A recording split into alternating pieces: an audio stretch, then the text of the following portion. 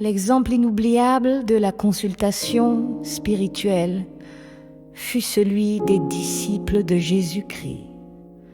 Sur la montagne après son ascension, ils dirent « Sa sainteté le Christ a été crucifié et nous n'avons plus d'association ni de contact physique avec lui.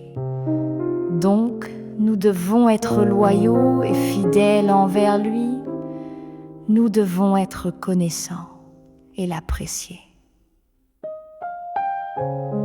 Car il nous a ressuscités, il nous a sagis, il nous a donné la vie éternelle. Que ferons-nous pour lui être fidèles?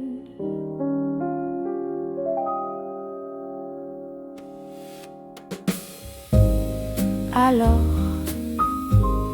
ils se consultèrent, l'un d'eux dit « Nous devons nous détacher des chaînes et des entraves du monde, sinon nous ne pourrons pas être fidèles. » Les autres répondirent « C'est vrai. » Un autre dit, nous devons être soit mariés et être fidèles à notre femme et à nos enfants, soit servir notre Seigneur, libérés de ses attachements.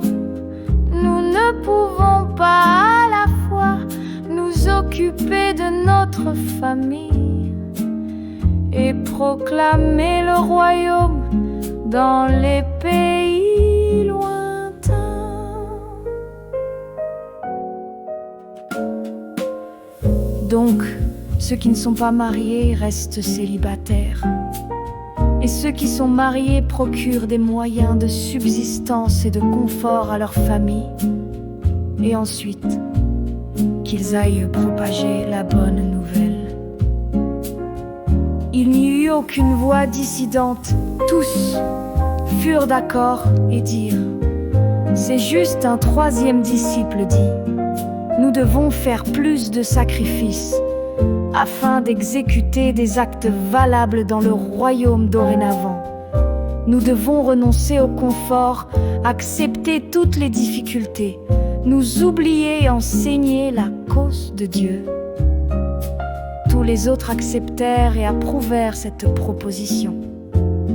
Finalement, un quatrième disciple dit « Il y a encore un autre aspect à notre foi et à l'unité. Nous serons battus, emprisonnés et exilés pour l'amour que nous éprouvons pour Jésus. »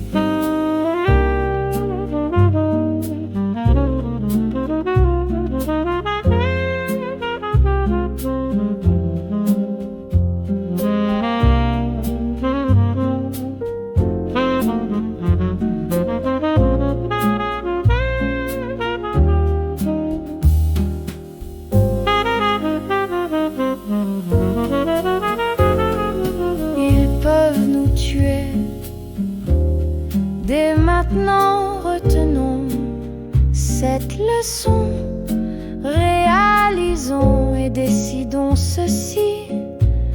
Même si nous sommes battus, bannis, maudits, méprisés et emmenés pour être tués, nous accepterons tout cela avec joie.